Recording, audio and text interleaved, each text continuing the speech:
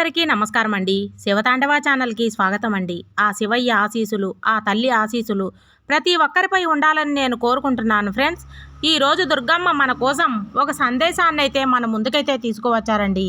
ఆ సందేశం ఏమిటంటే, ఈ వీడియో మీరు ఫస్ట్ టైం చూస్తుంటే ప్లీజ్ లైక్ చేయండి, షేర్ చేయండి, సబ్స్క్రైబ్ చేయండి ఫ్రెండ్స్. దుర్గమ్మ అందించే సందేశం ఏమిటంటే, బిడ్డ, ఏ సమస్యతో నువ్వు బాధపడుతున్నావో తెలుసుకోలేనంత అంధకారంలో ఉన్నాను అని చెప్పి నువ్వు అనుకుంటున్నావు కదా తల్లి.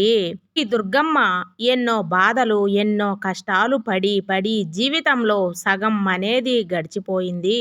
ఇక మిగతా సగం కూడా సంతోషాలు వస్తాయి అని చెప్పి నాకైతే ఏ నమ్మకం లేదు.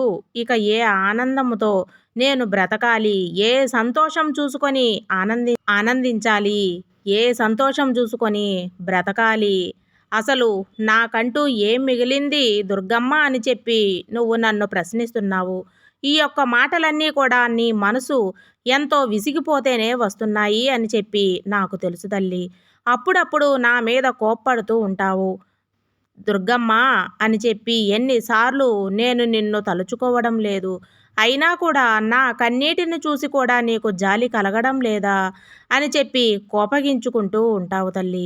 అయినా కూడా నాకేం పర్వాలేదమ్మా. ఎందుకంటే తన బిడ్డ కోపంతో అన్న, ఆవేశంతో అన్న, బాధతో అన్న పడే అంత శక్తి అనేది ఏ తల్లికైనా కూడా ఉంటుంది. అదే విధంగా నాకు కూడా ఉంది తల్లి. ఏది ఏమైనా కూడా జరిగేది ఒకటి. నేను నీకు చెప్పేది చెప్తాను, జాగ్రత్తగా విను. జరుగుతున్నది కూడా చెప్తాను, జాగ్రత్తగా విను. మొదటిగా నీకు వచ్చిన కష్టం అనేది ఏదైనా ఉంది అంటే గనుక నీ యొక్క బంధం విషయంలో, అంటే నీ యొక్క భర్త విషయంలో నువ్వు చాలా ఇబ్బంది పడిపోతూ ఉన్నావు. తను నీకు నచ్చినట్లుగా ఉండటం లేదు అని చెప్పి, నీ మాట ఏది కూడా వినడం లేదు అని చెప్పి, విన్నట్లుగా నటిస్తున్నాడు అని చెప్పి, ఇలా ఎన్నో రకాల మాటలు అనేవి తన మీద నీకు ఉన్నాయి. కానీ ఎన్ని అనుకున్నా కానీ, ఎన్ని రకాలుగా ప్రయత్నించినా కానీ తనలో అప్పటికప్పుడు మారినట్లుగా నీకు కనిపిస్తున్నా కానీ తను చేసేదే చేస్తున్నారు తప్పితే ఏది కూడా నీ కోసం ఆగటం లేదు అని చెప్పి నువ్వు గమనిస్తున్నావు.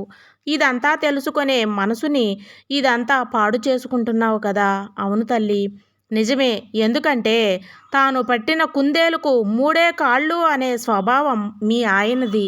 అది నేను ఒప్పుకుంటున్నాను. అంతేకాకుండా తన యొక్క బిహేవియర్ అనేది ఎలా ఉంది అంటే గనుక, అసలు నీ మాటలు నేను ఎందుకు వినాలి, నా జీవితం నాకు నచ్చినట్లుగా నేను బ్రతకతాను, ఏదో ఒక, ఇక భార్య అంటే ఎప్పుడు ఇంట్లో గొడవ పడుతూనే ఉంటుంది, అవసరంగా పెళ్లి చేసుకున్నాను, అనవసరంగా పెళ్లి చేసుకున్నానేమో అని చెప్పి ఈ రకంగా నువ్వు ఆలోచిస్తూ ఉన్నావు తప్పితే తనకి తన మంచి కోసం నువ్వు ప్రతిదీ కూడా చెప్తూ ఉన్నావు అని చెప్పి నిన్ను కొంచెం కూడా ఒప్పుకోవటం ఇప్పుడైతే అర్థం చేసుకోవడం లేదు.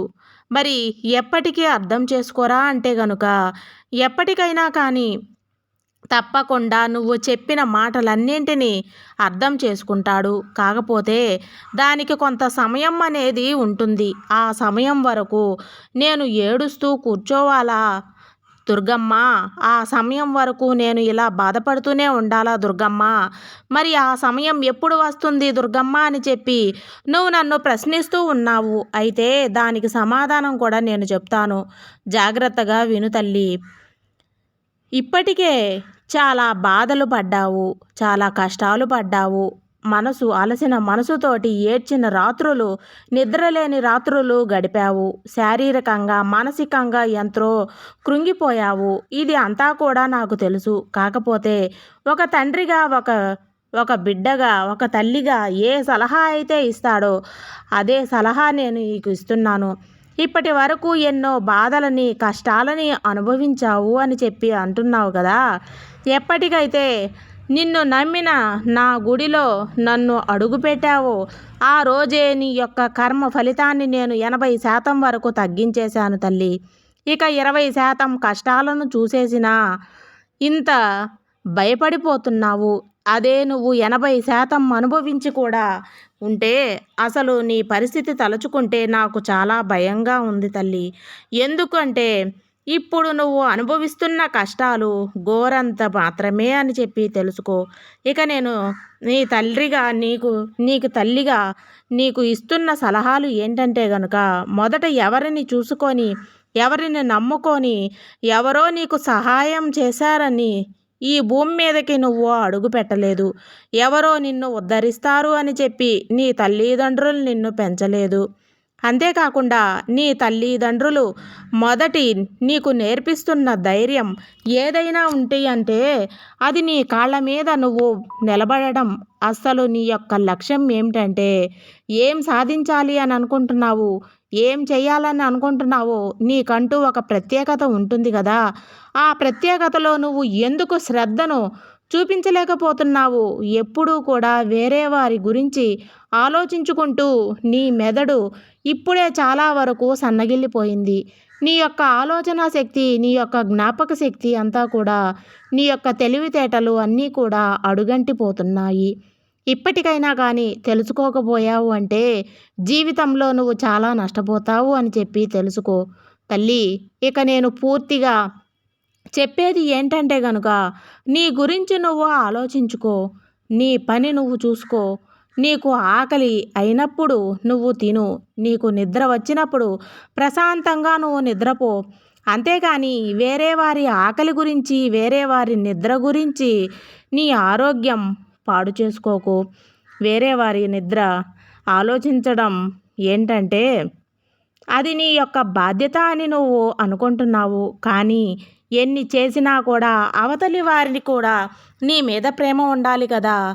నువ్వు ఆలోచించనంతలోనే కనీసం 10% అయినా కానీ నీ గురించి ఆలోచించాలి కదా. కనీసం నీ మీద ఒక శ్రద్ధ అనేది కూడా ఉండాలి కదా. నువ్వు ఎప్పుడు తింటున్నావో వారికి తెలియదు, నువ్వు ఏడుస్తున్నావో తెలియదు, సంతోషంగా ఉన్నావో కూడా బాధలో ఉన్నావో కూడా అని తెలియదు.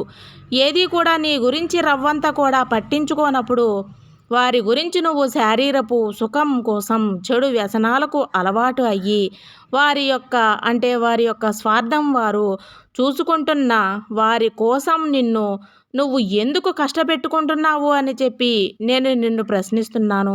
మరి దీనికి సమాధానం ఏం చెప్తావో నాకు చెప్పు తల్లి. ఇక తర్వాత రెండవది నీ ఆలోచన ఏమిటంటే తెలుసా? నీ ఆలోచన ఏమిటంటే అందరూ ఉన్నా కానీ అనాథలా బ్రతుకుతున్నాను దుర్గమ్మ అని అనిపిస్తుంది కదా. బాధపడకు తల్లి. ఇదండి దుర్గమ్మ ఇచ్చే సందేశం. సర్వేజన సుఖినో భవంతు.